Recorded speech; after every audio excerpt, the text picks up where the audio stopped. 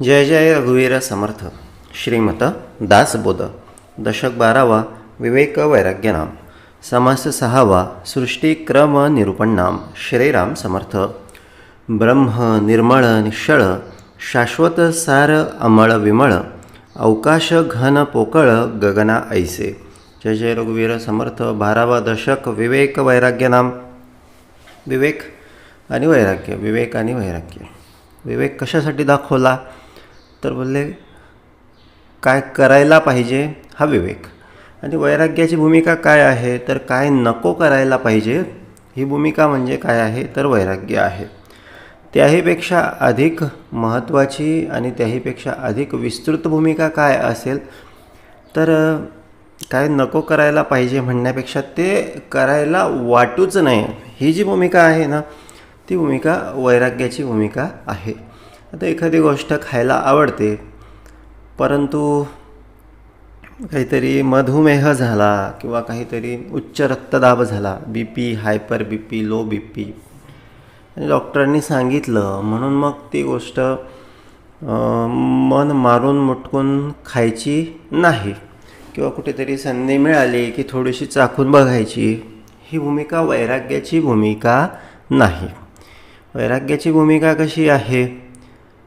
वैराग्याची भूमिका म्हणजे जणू काही एखाद्याचं यथेच्छ पोट भरलेलं आहे, सुग्रास असं सगळं पंचपक्वान्नांनी भरलेलं सगळं जेवण त्याने सगळं केलेलं आहे आणि ते केल्याच्या नंतर आणखीन कुणीतरी त्याला कुठेतरी मिष्टान्न खाण्यासाठी आमंत्रण देतो आहे तर बोलले मग त्याला खाण्याची अजिबात इच्छा नसते. का तर यथेच्छ भोजन झालेलं आहे. बोलले जे यापेक्षा सर्वश्रेष्ठ काहीच नाही हे त्याने जाणलेलं आहे, त्याचं पोट भरलेलं आहे. आता ही यथेच्छ भूमिका कुठे आहे? यथेच्छ याचा अर्थ काय आहे? इच्छेप्रमाणे. आता इच्छा कोणाची? आपली की मनाची? आता आपण कोण ही भूमिका महत्त्वाची आहे. आपण आत्मा आहोत. आपण म्हणजे मन नाही, आपण म्हणजे इंद्रिये नाहीत. इंद्रियांना वाटतं, इंद्रियांची इच्छा होते, डोळ्यांची इच्छा काहीतरी बघण्याची होते, जिभेची इच्छा काहीतरी खाण्याची होते, कर्णाची इच्छा म्हणजे कानाची इच्छा काहीतरी इकडचं तिकडचं गप्पा ऐकण्याची सगळी इच्छा होत असते. पण त्यांना वाटतं ते बरे खावे, बरे पहावे, बरे ल्यावे, बरे नेसावे. ही भूमिका मनाची आहे, ही भूमिका आपली नाही. आपण पण या मनाच्या भूमिकेशी सहमत व्हायला नको. आपण काय करतो? ह्या इंद्रियांच्या मनाच्या भूमिकेशी सहमत होऊन जातो आणि जणू काही हे आपणच आहोत आणि मग ह्यांचं कामच आहे दिसेल ते खायला मागणे, दिसेल ते बोलले जे दिसतं आहे समोर मग ते आपलं असो नसो, सत्वगुणाचं असो नसो, ह्याच्याशी त्यांना काही देणं घेणं नाही. त्यांना बोलले हे फक्त माझं मला खायला पाहिजे. पण ही भूमिका वैराग्याची भूमिका नाही. यासाठी त्या बोलले ह्या सगळ्या मनाला, ह्या सगळ्या इंद्रियांना वळण पाडावं लागतं. कारण वळण पाडल्याशिवाय बोलले ही भूमिका बदलत नाही. कारण ही सगळी ऑटोमॅटिक हॅबिट असते. आता काय होतं, आम्ही गाडी चालवतो, वाहन चालवतो, 2 व्हीलर चालवतो, 4 व्हीलर चालवतो.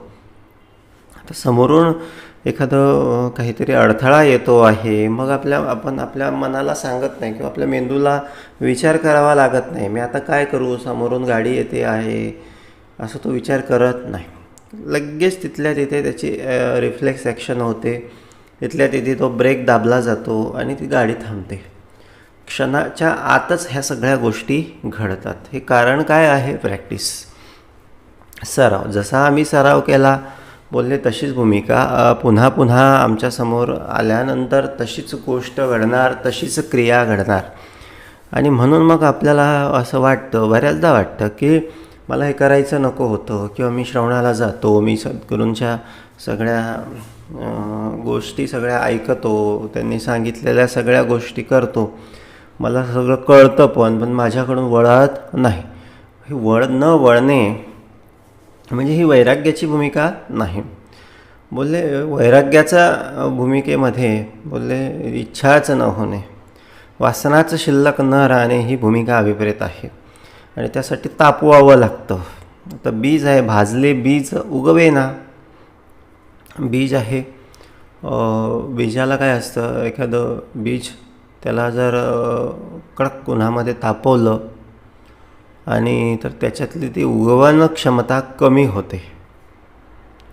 म्हणून आपल्याकडे धान्य वाळवण्याची सगळी पद्धत आहे. त्यातलं सगळं जे ओलावा आहे तो सगळा निघून गेल्याच्या नंतर बोलले मग त्याच्यातून ते कोंब येणे वगैरे हे सगळे प्रकार घडत नाही. हे आपले पण असे कोंब येत असतात, वारंवार वारंवार वारंवार वेगवेगळ्या सगळ्या वासनांचे कोंब येत असतात. पण यासाठी उपाय एकच आहे, ह्या सगळ्या बीजाला भाजायला लागेल. कशावर भाजावं लागेल? श्रवणामध्ये, मननामध्ये, निजध्यासामध्ये, उपासनेमध्ये, असं याला परत परत परत परत सगळं कलथावं लागेल. जसं तव्यावर एखादा पदार्थ असा परत परत परत परत परत परत त्या सगळ्या वस्तूच्या सहाय्याने, चमच्याच्या सहाय्यानं कलतला जातो, तसाच हा सगळा प्रकार आहे. याला परत परत परत परत कलथावं लागतं, म्हणजे भाजावं लागतं. आणि हे भाजल्यानंतर मग हे बीज काही उगवत नाही. म्हणून भाजले बीज उगवेना ही भूमिका. म्हणून परत परत परत परत बीज भाजणे सुरूच असलं पाहिजे. सकाळ संध्याकाळ उपासना, श्रवण, मनन एवढंच आहे. फारसं काही कठीण नाही, फार याच्यामध्ये काही रॉकेट सायन्स नाही. बोलले एकच बीज फक्त भाजायचं. आणि कशामध्ये? नामस्मरणामध्ये, उपासनेमध्ये, श्रवणामध्ये सतत सतत सतत भाजलं की मग या बीजाकडे काहीच उगवतच नाही. मग ही भूमिका वैराग्याची. आणि ही वैराग्याची भूमिका आली विवेकाला. विवेकाच्या नंतर वैराग्य प्राप्त होतं. विवेकाच्या आधी विवेक येतो, विवेकातून वैराग्याची भूमिका उभी राहते. आणि वैराग्यातून मग स्वची ओळख होते. जे स्वतःचं शुद्ध स्वरूप आहे, जे स्वतःचं शांत स्वरूप आहे, जे स्वतःचं निर्मळ स्वरूप आहे, बोलले तेच ते स्थिर होतं. आणि मग त्या स्वरूपामध्ये अक्षय आनंद भरून ठेवलेला आहे. त्या स्वरूपामध्ये अक्षय सुख भरून ठेवलेलं आहे. आणि बोलले आणि ती भूमिका मग त्या सगळ्या निर्मळ निश्चळ परब्रह्माच्या सगळ्या भूमिकेशी साधर्म्य असणारी ती भूमिका आहे. तो पूर्णात्मक आहे, आम्ही अंशात्मक आहोत. आणि अंश आणि पूर्ण जेव्हा सारखे होतात की मग देव पाहावयासे गेलो आणि देवाची होऊ न ठेलो. देव कोण, आपण कोण, ही भूमिका त्यावेळेस कळून येते. आणि कळून येतं की बोलले ज्याला शोधायला गेलो तो कोणी वेगळा नसून माझे स्वरूपच स्वतः सिद्ध. हे आपलंच स्वरूप आहे, आपणच त्याचे स्वरूप आहोत. त्याचीच ओढ होती, त्याचाच हव्यास होता आणि तोच सगळा आजपर्यंतचा प्रवास होता. हा मुख्य प्रवास ज्याला कळला त्याचं भटकंती थांबली. हा प्रवास ज्याला कळलेला नाही, हे आपलं आणि भगवंताचं नातं ज्याला कळलेलं नाही, त्याची भटकंती सुरूच आहे, सुखाचा शोध सुरूच आहे. म्हणून बोलले ही जी भूमिका आहे विवेक आणि वैराग्याची भूमिका, विवेक श्रवणातून प्राप्त होतो, विवेक नामस्मरणातून प्राप्त होतो. आणि मग त्यातूनच वैराग्याची भूमिका उभी राहते. आणि त्यातूनच एक स्वतःचं सगळं ब्रह्म निर्मळ निश्चळ, निर्मळत्व उभं राहतं, निश्चळत्व उभं राहतं. एकच एक आहे, चंचळत्व सगळं थांबवणे, चंचळत्व सगळं संपवून निश्चळत्वाची भूमिका अंतरी उभी ठाकणे. या नावं बोलले परब्रह्म, या नावं विश्रांती, या नावं बोलले सगळी त्या ठिकाणी प्रत्येक जीवाची सगळी अंतिम भूमिका ठेवलेली आहे, ब्रह्म निर्मळ निश्चळ.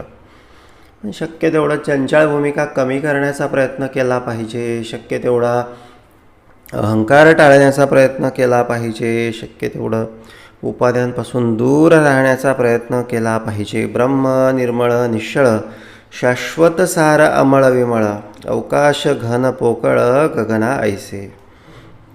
आणि बोलले शाश्वत भूमिका काय आहे? अमळ विमळ, मळरहित जी भूमिका आहे ना, त्याच्यामध्ये शाश्वत भूमिका आहे, त्याच्यामध्ये शाश्वत सुख आहे. कुठलाच मळ माझ्या चित्ताला लागणार नाही, कुठलाच मळ माझ्या सगळ्या बोलले अंतःकरणाला लागणार नाही हे बघितलं पाहिजे. हे बोलले उठता बसता कामधंदा करिता सावधपणाची भूमिका याचसाठी समर्थ, याचसाठी तो कोब्बा ठेवायला सांगतात की बोलले अहंकाराची बाधा नको माझ्या विष्णुदासा. कसलीच बाधा माझ्या या सगळ्या दासाच्या सगळ्या अंतःकरणाला किंवा कुठल्या एखाद्या अन्य भूमिकेला लाभता कामा नये. आणि याच्यानं काय होणार आहे बोलले अमळ भूमिका उभी राहणार आहे. तेच अंतिम लक्ष आहे. शाश्वत सार अमळ विमळ अवकाश घन पोकळ गगनायसे. तर ही परब्रह्माची भूमिका आहे. तयास करणे ना धरणे. म्हणजे त्याला काही कर्तव्य नसतं, पण तो करतो, तो येतो, तो जगाच्या उद्धारासाठी येतो, जनाच्या कल्याणासाठी येतो. बोलले तसं जर बघितलं ना, आमचं संसारामध्ये काहीच कर्तव्य नाही. कुठल्या अर्थानं बोलले आध्यात्मिक अर्थानं. पण सांसारिक अर्थानं बघितलं तर कर्तव्य आहेच आहे आणि ते पूर्ण करायलाच लागणार आहे. ते केल्यानं काय होणार आहे, ते केल्यानं बोलले संसारामध्ये वेगवेगळ्या गोष्टींच्याबद्दल आमचं कर्तव्य आहे. ते जर केलं नाही तर बोलले त्याने तू दुःखी आणि कष्ट होसी, त्याने तू भिकेसी लागसी. अशी भूमिका आम्हाला संसारामध्ये उभं राहील. पण ही भूमिका कशी आहे, ही कार्यकारण आहे. ही फक्त देहानं करावयाची भूमिका आहे. प्रत्यक्षात जर बघितलं ना तर असे कितीतरी आमचे जन्म होऊन गेलेले आहे. म्हणजे फक्त ह्याच जन्मामध्ये करण्यासाठीची ही भूमिका आहे. याच्यामध्ये आसक्ती लावून ठेवण्याची गरज नाही, याच्यामध्ये अडकून राहण्याची गरज नाही, याच्यामध्ये या सगळ्या मोहामध्ये सगळे गुंतून राहण्याची गरज नाही. कारण हे याच्यानंतर सगळे जसे आपण कपडे बदलतो तसं आत्मा वेगवेगळे सगळे शरीरं बदलतो, वेगवेगळे सगळे आयुष्य त्याने बदललेले आहेत. पण म्हणून तसं जर बघितलं तर ह्या सगळ्या गोष्टी करत राहण्यासाठी फक्त आहेत, पण याच्यामध्ये गुंतून राहू नये. या अर्थानं काय म्हटलेलं आहे की हे आध्यात्मिक दृष्ट्या जर बघितलं तर हे सगळं काहीच नाही. तयास करणे ना धरणे, तयास जन्म ना मरणे, तेथे जाणणे ना नेनणे शून्यातीत. ती शून्यातीत अवस्था आहे. म्हणून बोलले त्या अवस्थेला जाणण्यासाठी बोलले नामाचा सराव आहे, त्या अवस्थेला जाणण्यासाठी ध्यानाचा सराव आहे. ते हे मी कोण होतास तू, काय झालास तू, ही भूमिका जाणून घेण्यासाठी बोलले समर्थांनी आम्हाला उपासना लावून दिलेली आहे. हे सगळे जे बंध आमचे सगळे वेगवेगळ्या सगळ्या कामनांशी वासनांशी सगळे लागून राहिलेले आहे, हे सगळे तोडण्यासाठी म्हणून समर्थांनी ही सगळी विवेकाची उपासनेची श्रवणाची भूमिका दिलेली आहे. ते रचेना ना खचेना. म्हणजे ते रचत पण नाही आणि जात पण नाही. म्हणजे याचा अर्थ काय झाला, आत्मा हा शाश्वत आहे, अगदी त्या परब्रह्मासारखा. तो फक्त आहे तसाच आहे, फक्त तो काय करतो आहे, कपडे बदलतो आहे.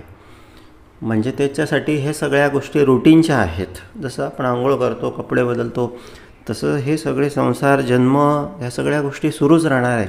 सुखदुःख सुरूच राहणार आहेत. आणि बोलले मग ह्याला फारसं असं मनाला लावून घेण्यासारखं नाही. याच्यामध्ये असं फार असं जीव सगळा आपला ओतून टाकण्यासारखं काही नाही, सगळे घालमेल सगळी होण्यासारखी काही नाही. म्हणून जस्ट रिलॅक्स अत्यंत सुखानं, अत्यंत आनंदानं, अत्यंत समाधानानं आपण सगळं जीवन जगलं पाहिजे. जे आलं ते परमेश्वराला अर्पण केलं पाहिजे. श्रीकृष्णाय अर्पणमस्तु, श्रीपाद श्रीवल्लभाय अर्पणमस्तु, सद्गुरू दत्तात्रय अर्पणमस्तु. या भूमिकेतून आता यज्ञामध्ये काय असतं, आली सगळ्या वेगवेगळ्या सगळ्या आहुती दिल्या जातात. ओम वेगवेगळ्या सगळ्या गोष्टी, हे स्वाहा ते स्वाहा. बोलले हे आयुष्य एक यज्ञच आहे. सुख आलं श्री सद्गुरू दत्तात्रय अर्पणमस्तु, दुःख आलं श्री सद्गुरू दत्तात्रय अर्पणमस्तु. अशा सगळ्या वेगवेगळ्या सगळ्या गोष्टी सगळ्या अर्पण करायला आम्ही जर शिकलो तर बोलले झाले जन्माचे सार्थक. ते होय ना जाय ना मायातीत निरंजना पारची नाही. मग ती निरंजनाची भूमिका जिथे माया संपते तिथे निरंजनाची भूमिका सुरू होते. मायातीत निरंजना पारची नाही. मायातीत गेल्याशिवाय निरंजनाची ओळख नाही. मायातीत गेल्याशिवाय शाश्वताची ओळख नाही. मायेच्या सगळ्या आसक्ती सुटल्याशिवाय, मायेचा मोह सुटल्याशिवाय, मायेचा बंध सुटल्याशिवाय निरंजनाची ओळख नाही. आणि निरंजन म्हणजे अत्यंत सुखाचे जे सुख ते असं ते आहे. निरंजनापाशी सर्व सुखे आहे. देवापाशी सर्व सुखे आहे. सर्व सुखे देवापाशी आणि आपण अंतरी भगवंतासी. आता याचा अर्थ काय झाला? सर्व सुखे देवापाशी आणि आपण अंतरी भगवंताशी. सर्व सुख जर आपण बघायला गेलो तर आपण भगवंताला अंतरतो, पण आपण भगवंताला जर बघायला गेलो तर मग काय आहे? सर्व सुखे देवापाशी. म्हणून ते रसेना ना खसेना, ते होय ना जायना, मायातीत निरंजना पारची नाही. पुढे संकल्प उठेला, षड गुणेश्वर बोलिजे त्याला, अर्धनारी नटेश्वराला, सर्वेश्वर सर्वज्ञ. बोली जेते. आता त्याला काय बोली जेते? सर्वेश्वर सर्वज्ञ, साक्षी, द्रष्टा, ज्ञानघन, परेश परमात्मा, जगजीवन, मूळ पुरुष. आता एक परब्रह्म होतं, निरंजन होतं, निर्गुण होतं, निश्चळ होतं. कुठेतरी त्याच्याकडे संकल्प उठला की हे सगळं ब्रह्मांड निर्माण करावं आणि त्याच्यामध्ये वेगवेगळ्या रूपानं सगळं वास करावा. म्हणून त्याच्याकडे संकल्प उठला. संकल्प उठल्याबरोबर त्याचं नाव बदललं. म्हणजे त्याला काय म्हणून ओळखलं झालं? षडगुणेश्वर. बोलले षडगुण असणारा जो आहे त्याला षडगुणेश्वर असं बोललं जातं. मग त्याच्यामध्ये यश असेल, कीर्ती असेल, प्रताप असेल, औदार्य असेल, सौंदर्य असेल, वेगवेगळे सगळे 6 गुण त्याच्यामध्ये समाविष्ट होतात. आणि अर्धनारी नटेश्वराला बोली जेते. मग त्याच्यापासूनच मग प्रकृती वेगळी होते, पुरुष वेगळा, म्हणून त्याला अर्धनारी नटेश्वरसुद्धा बोललं गेलं. सर्वेश्वर सर्वज्ञ, साक्षी, द्रष्टा, ज्ञानघन, परेश परमात्मा, जगजीवन, मूळ पुरुष. तो परेश आहे, परमात्मा आहे, जगजीवन आहे. ते मूळ माया बहुगुणी, अधोमुखे गुणक्षोभिनी, गुणत्रय तिजपासून निर्माण झाले. आणि ती मूळ माया, अशा जी संकल्प उठला ती मूळ माया, तिच्यापासून मग गुणक्षोभ म्हणजे गुण निर्माण झाले, गुणत्रय निर्माण झाले, 3 त्रिगुण निर्माण झाले. आणि म्हणून तिला गुणक्षोभिनी बोललं गेलं. मग गुणत्रय कुठले आहेत किंवा ह्या 3 गुणांची भूमिका कुठली आहे? पुढे विष्णू झाला निर्माण. विष्णूची भूमिका, सगळ्यात आधीची भूमिका कोणाची आहे? सत्वाची भूमिका आहे. जाणती कळा सत्वगुण, तो करीत आहे पाळन त्रैलोक्याचे. सत्वगुण आहे म्हणूनच हे सगळं जग सुरू आहे. सगळं म्हणून लोक ज्याचे त्याचे काम करतात, ज्याचे त्याचं सगळं आनंदानं राहतात किंवा एकमेकाला सहकार्य करतात. जर तमोगुणाचं प्राबल्य वाढलं तर मग सगळीकडे संवार, सगळीकडे हिंसा, सगळीकडे सगळं ओढाताण सगळी सुरू होते. पुढे जाणीव नेनिव मिश्रित, ब्रह्मा जाणावा नेमस्त, त्याच्या गुणे उत्पत्ती होतं भुवनत्रय. आणि जाणीव आणि नेनिव ही दोन्ही मिळून ब्रह्म्याची भूमिका आहे. आणि तिला रजभूमिका असं बोललं गेलं. पुढे रुद्र तमोगुण, सकळ संवाराचे कारण, सकळ काही करतेपणा तेथेच आले. आणि मग पुढे तमोगुण येतो आणि तो सगळा संहार करतो. आता या 3 भूमिका आपल्या पिंडाकडे उभ्या राहतात. एक परमार्थामध्ये जर मनुष्य जोडला गेला की वाटतं त्याला तिथे गेल्यानंतर की सगळं छान आहे, सगळ्यांशी चांगलं वागावं, सगळ्यांना जीव लावावा, काही कशासाठी भांडण करू नये. पण जसा संसारामध्ये आला तसं काय होतं? तसं बोलले त्याचे लगेच तो रजगुण मिश्रित झाल्यामुळे त्याच्याकडे स्वार्थ उभा राहतो. माझंच सगळं तो करायला लागतो. आणि हे सगळं वाढता आणखी पुढे तमोगुण जर आला तर मग बोलले तो काही कधी कोणाला काही समजत नाही. तो बोलले त्या सगळ्या स्वार्थासाठी तो समोरच्या व्यक्तीला सगळ्या भूमिकेतून बोलले त्याचा संहार करायला देखील मागे पुढे बघत नाही. थोड्या गोष्टीसाठी देखील तो संहार करायला मागे पुढे बघत नाही. अशी ही सगळी 3 त्रिगुणाची भूमिका सगळी समर्थांनी या ठिकाणी दाखवलेली आहे. तेथून पुढे पंचभूते, पावली पष्टदशेते अष्टधा प्रकृतीचे स्वरूप ते मुळीच आहे. आणि मग या 3 त्रिगुणापासून काय झालं, पंचभूते तयार झाली आणि पष्टदशेते म्हणजे रूपाला आली, दिसायला लागली. अष्टधा प्रकृतीचे स्वरूप ते मुळीच आहे. आणि मग हे सगळं 5 भूते 3 त्रिगुण म्हणजे याचा अर्थ कुठे आहे, मुळीच आहे. म्हणजे त्या एका परब्रह्मापासून सगळं निर्माण झालेलं आहे. म्हणजे ते त्याच्याच आतमध्ये कुठेतरी हे सगळं आहे. या सगळ्याच्या भोवती 5 भूत 3 त्रिगुणाच्या भोवती कुठेतरी कोणाचं आवरण आहे, तर बोलले त्या एका सगळ्या मुळाचंच आवरण आहे. निश्चळी झाले चळन तेची वायोचे लक्षण, पंचभूते आणि त्रिगुण सूक्ष्म अष्टधा. आणि मुळात आता या सगळ्यांमध्ये या मूळ सगळ्या त्या निर्गुणाच्या ठाई किंवा त्या परब्रह्माच्या ठाई पंचभूते कुठे आहेत किंवा हे सगळे अष्टधा प्रकृती कशी आहे याचं बारीक फोड समर्थ आता या ठिकाणी आपणाला करून देत आहे. आता मुळात निश्चळाकडे जे चळण आलं, कुठेतरी जे हालचाल निर्माण, हालचाल म्हणजे वायूचंच सगळं लक्षण आहे. आता आपल्या सगळ्या शरीरामध्ये हालचाली आपल्याकडे आहेत. हात हलवतो आपण, डोकं हलवतो, मान हलवतो. तर ह्याला कारण काय आहे, याला वायूच आहे. जर आपल्या शरीरात वायू नसेल तर आपण हातसुद्धा, आता लोकांना काहींना लकवा होतो, पॅरालिसिस ज्याला बोललं जातं, पक्षाघात, तर अर्धांग वायू, एखाद्या अर्ध्या सगळ्या भागामध्ये वायूच जात नाही म्हणून त्याला अर्धांग वायू असं बोललं जातं. म्हणून लोक असे प्राणायाम करतात, व्यायाम करतात, योगा करतात, श्वास आत घेतात, श्वास सोडतात, जेणेकरून काय की शरीराच्या सगळ्या अवयवांना, शरीराच्या सगळ्या पेशींना तो वायू पोहोचला पाहिजे. म्हणून समर्थ पण आपल्याला नेहमी व्यायाम करायला सांगतात. आता ही जाणीव देणारा भगवंतच आहे की बाबांनो व्यायाम करा, चांगला आहार घ्या, विश्रांती घ्या, जेणेकरून चांगलं आरोग्य आपलं राहील.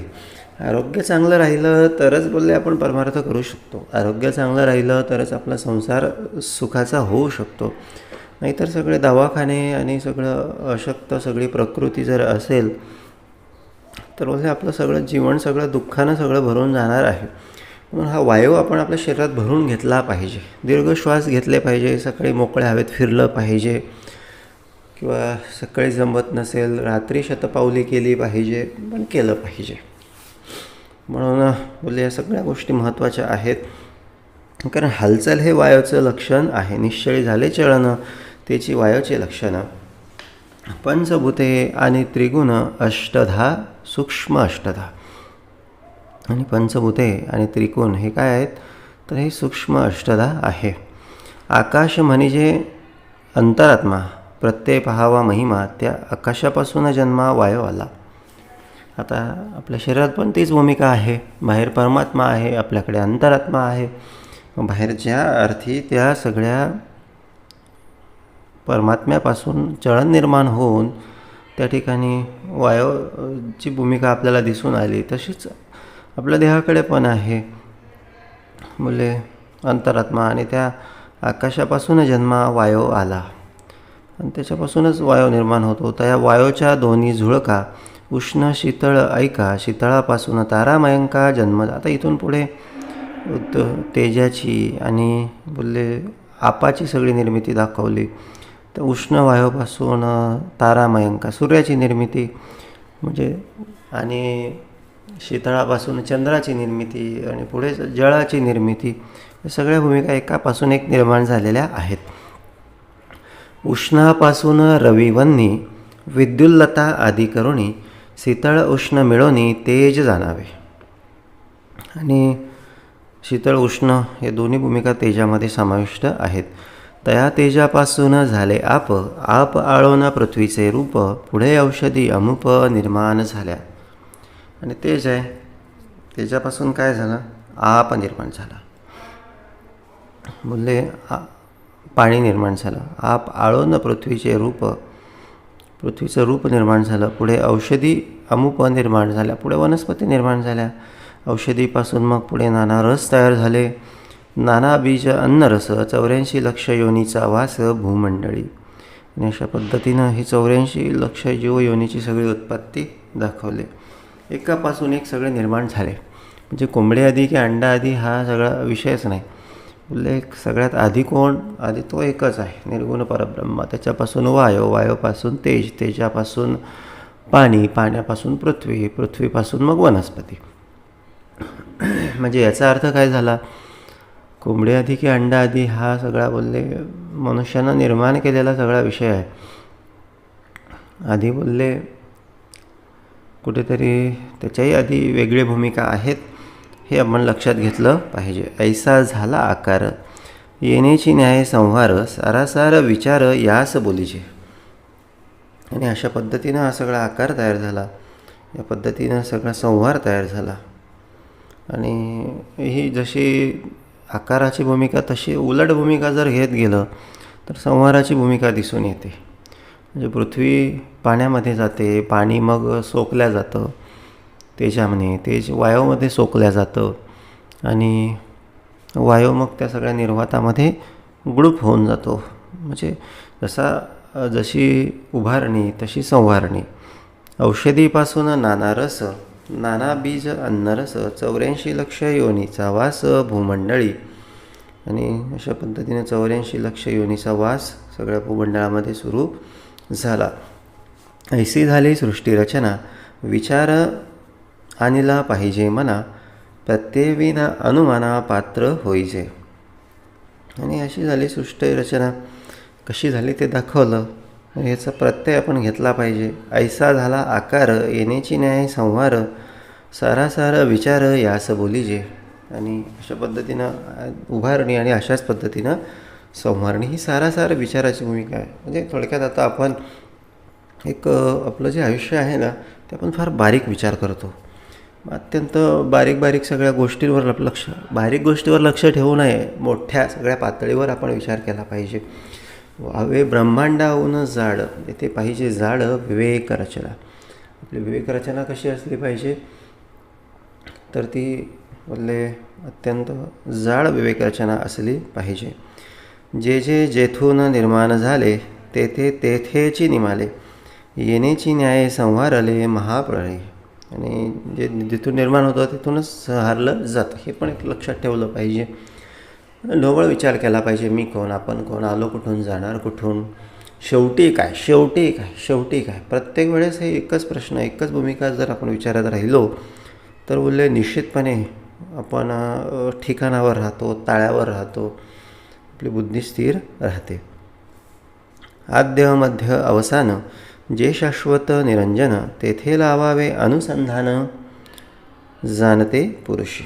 आणि अशा पद्धतीनं आद्य मध्य हे सगळं अवसान आपण लावत राहिलो पाहिजे, तिथे अनुसंधान लावत राहिलो पाहिजे, हे सगळं जाणून घेत राहिलो पाहिजे.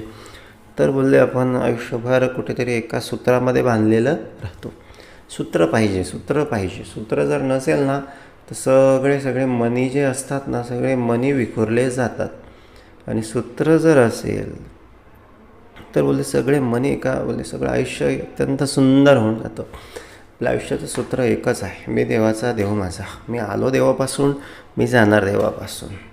मी आधी देवाचं भजन करत होतो, आता पण करणार, नंतर पण करणार.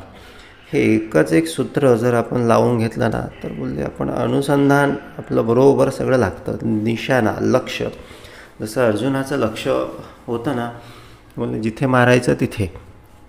स्वयंवरामध्ये गेला, खाली पाण्यामध्ये बघायचं, वरती फिरणाऱ्या पक्षाच्या सगळ्या डोळ्यावर अनुसंधान. बोलले पाणी राहो का जमीन राहो, आपलं जे लक्ष आहे ना त्याच्यावर बोलले ध्यान असलं ना किंवा बरोबर अनुसंधान लागतं. म्हणजे परिस्थिती कशी असू द्या, सुख असू द्या, दुःख असू द्या, आनंद असू द्या, शोक असू द्या, आपलं लक्ष एकाच ठिकाणी जर लावलं ना तर सुख, दुःख, आनंद, उद्वेग, चिंता या सगळ्या भूमिका नष्ट होऊन जातात. पण त्यांच्याकडे जर आपण लक्ष देत राहिलो ना, हे असंच आहे, तसंच आहे, असंच झालं पाहिजे, तसंच झालं पाहिजे, असं पाहिजे होतं. म्हणजे याचा अर्थ काय झाला, आपल्याला त्या ज्या माशाच्या डोळ्याला बाण मारायचा आहे त्याच्याकडे लक्ष नाही. आपण ते पाणी बघतो आहे, ते भांडं बघतो आहे, ते दोरी बघतो आहे, ते आजूबाजूला उभे असणारे लोक बघतो आहे. आणि याचा परिणाम काय होणार आहे माहिती आहे का? त्यातलं आपलं लक्ष चुकणार आहे. आपलं लक्ष दिवसभर माझा देव देव माझा मी देवाचा, देव माझा मी देवाचा, देव माझा देव देवाचा. समर्थ सद्गुरू जय सद्गुरू. ओम श्री गुरु दत्तात्रय श्रीपाद श्री वल्लभाय नमः. ओम नमो भगवते वासुदेवाय. ही भूमिका म्हणजे अनुसंधानाची भूमिका आहे. जाणते पुरुषी, जो जाणता आहे, जो विवेकी आहे, त्याच्याकडे ही भूमिका असतेच असते.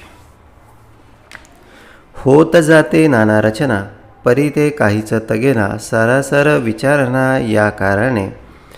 होत जाते नाना रचना, बोलले परी ते काहीच तगेना, बोलले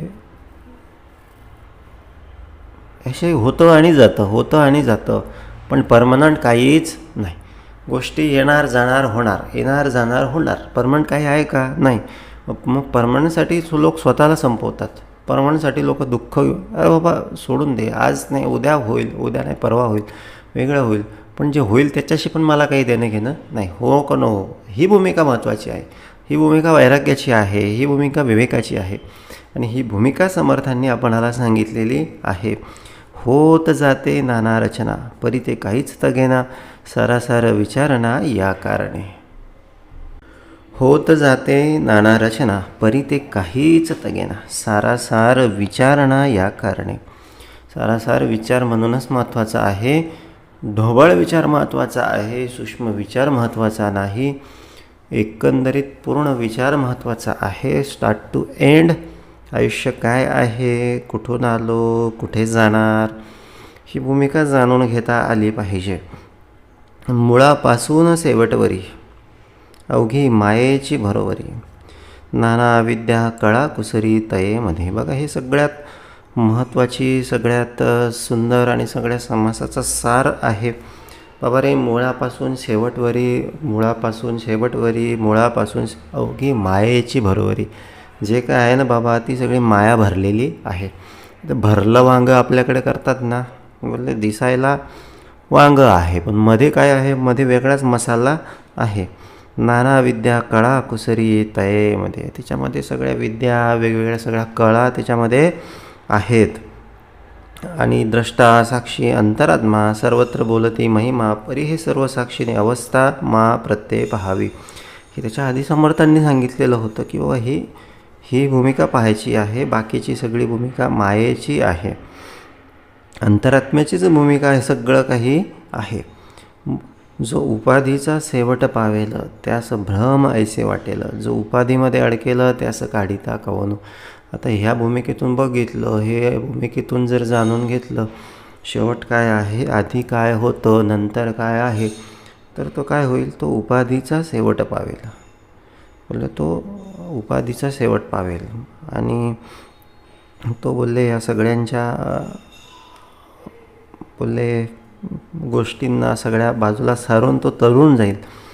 आणि बोलले त्याला भ्रम समजेल. आणि जो उपाध्यांमध्ये अडकलेला राहील, जसं थोड्या गोष्टींवर लक्ष देईल, पूर्ण सगळ्या आयुष्याच्या सगळ्या एकंदरीत सगळ्या आयुष्याच्या सगळ्या संकल्पना, मी कोण, आत्मा कोण, किती जन्म, काय जन्म, देव कोण, या सगळ्या गोष्टी जर जाणल्या नाही तर मग काय होईल, जो उपाधीमध्ये अडकेलं त्यास काढिता कवनो. त्याला कोण काढू शकतं, कोणीच काढू शकत नाही. विवेक प्रत्ययाची कामे, कैसी घडतील अनुमान भ्रमे, सारासार विचार संभ्रमे, पाविसे ब्रह्म. आणि विवेक आणि प्रत्ययाची कामं बोलले हे सगळे भ्रमातून मग घडणार नाहीत. बोलले सारासार विचार जर असेल तरच बोलले ह्या परब्रह्माची प्राप्ती होऊ शकते. सारासार विचारासाठी उत्तम श्रवण, उत्तम उपासना घडत राहिली पाहिजे, सत्संग घडत राहिला पाहिजे, साधूंचा संग घडत राहिला पाहिजे. ब्रह्मांडीचे महाकारण ते मूळ मायाजान, अपूर्णास म्हणती ब्रह्मपूर्ण विवेकहीन. आणि ब्रह्मांडीचं जे महाकारण आहे ते मूळ मायाजान, पण त्याच्या आधी निर्गुण ब्रह्म आहे. हे जे दिसतं हे सगळं चालू आहे, हेच ब्रह्म आहे हे म्हणणं म्हणजे त्या ठिकाणी समर्थ म्हणतात की ती विवेकहीन भूमिका आहे. दिसते ते ब्रह्म नाही, याच्या पलीकडे ब्रह्माची भूमिका आहे.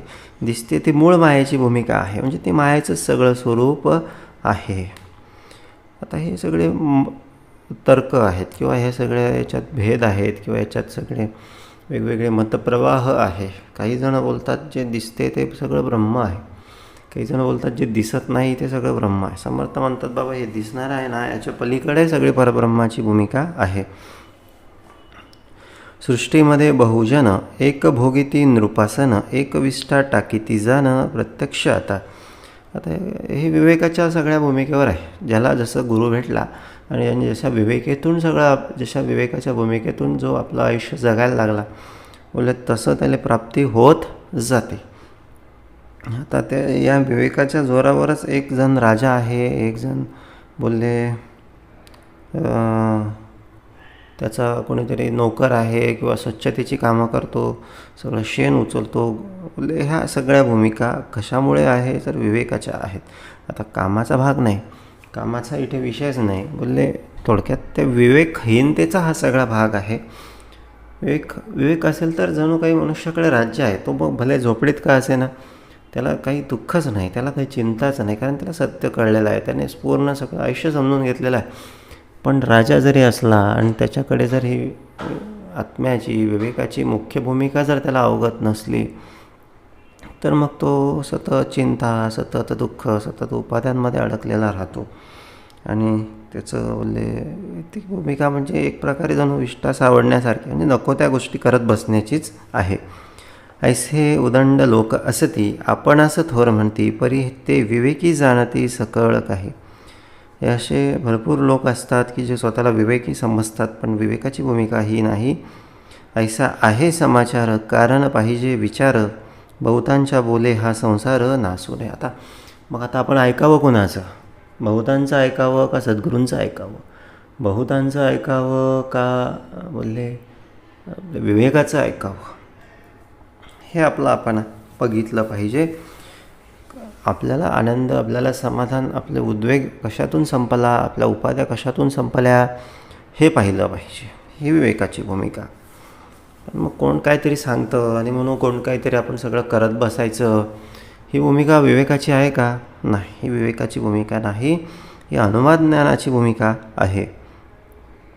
ऐसा आहे समाचार कारण पाहिजे विचार, बहुतांच्या बोले हा संसार नासू नये की. पुस्तक ज्ञाने निश्चय धरणे, तरी गुरु कासया करणे, या कारणे विवरणे आपल्या प्रत्यय. म्हणून हे सगळं पुस्तकामध्ये मिळणार नाही, हे सद्गुरूच सांगू शकतात. सद्गुरू सांगण्यापेक्षा सद्गुरूंचा दृष्टिकटाक्ष, सद्गुरूंचा शब्द, सद्गुरू वाक्यम सद्गुरूंची दृष्टी असेल, सद्गुरू वाक्य असेल. ध्यान मूलम सद्गुरुमूर्ती, पूजा मूलम सद्गुरुपदम, मंत्र मूलम सद्गुरू वाक्यम, मोक्ष मूलम सद्गुरू. जे सद्गुरूंचं वाक्य आहे तोच मंत्र आहे. कारण ज्याने वेद लिहिले, वेदांमध्ये मंत्रजाळ आहे, ते मंत्रजाळ अपौरुषेय आहे, ते परब्रह्मापासून आलेलं आहे आणि सद्गुरूच परब्रह्म आहे. म्हणून सद्गुरूंवर निष्ठा ठेवून विवेकानं जो राहिला, बोलले त्यानेच आपलं कार्य सगळं आपल्या या सगळ्या आयुष्याचं सार्थक करून घेतलेलं आहे. जो बहुतांच्या बोली लागला तो नेमस्त जाणावा बुडाला, एक साहेब नसता कोणाला मुशारा मागावा. वेगवेगळ्या सगळ्या गोष्टी बघत गेला आणि असं काही ऐकत गेला आणि तसं करत गेला तर बोलले काही खरं नाही. आपण विचार करावा, तरावया पार भवसिंधू. आपण आपल्या अधोगतीचा विचार सगळा बाजूला सारण्यासाठी उत्तम विचारक सद्गुरूंकडून घेतला पाहिजे. आणि कोणीतरी जो पूर्ण आहे, कोणीतरी जो सिद्ध आहे, जो कोणीतरी शास्त्रीयसहित आहे, बोलले तोच आपला साहेब आहे. बाकीच्यांचं काय आपण मनावर लावून घ्यायचं? सद्गुरू काय सांगता याच्याकडे आपलं लक्ष असलं पाहिजे. सद्गुरूंनी काय सांगितलं, सद्गुरूंची काय अपेक्षा आहे, सद्गुरूंची ह्या आठवड्यामध्ये मला काय बदल सांगितलेला आहे, सद्गुरूंनी मला काय उपासना दिलेली आहे, हे हे हे हे बघितलं पाहिजे. नाहीतर असं कोणालाही मुशारा मागायला जर गेलो तर बोलले भीक मागण्यासारखी अवस्था होऊन जाते. जो बहुतांच्या बोली लागला तो नेमस्त जाणावा बुडाला. एक साहेब नसता कोणाला मुशार, बहुतांच्या लागायचंच नाही. बोलले कामाच्या, क्रोधाच्या, याच्या त्याच्या, आणि एकच एक साहेब, एकच एक आत बाहेर एकच एक साहेब असला पाहिजे. आणि तो साहेब सर्व सुखे देवापाशी. तो मग बोलले सगळी काळजी घेतो. इति श्री दासबोधे गुरुशिष्य संवादे सृष्टिक्रमनिरूपणां समास 6वा. जय जय रघुवीर समर्थ.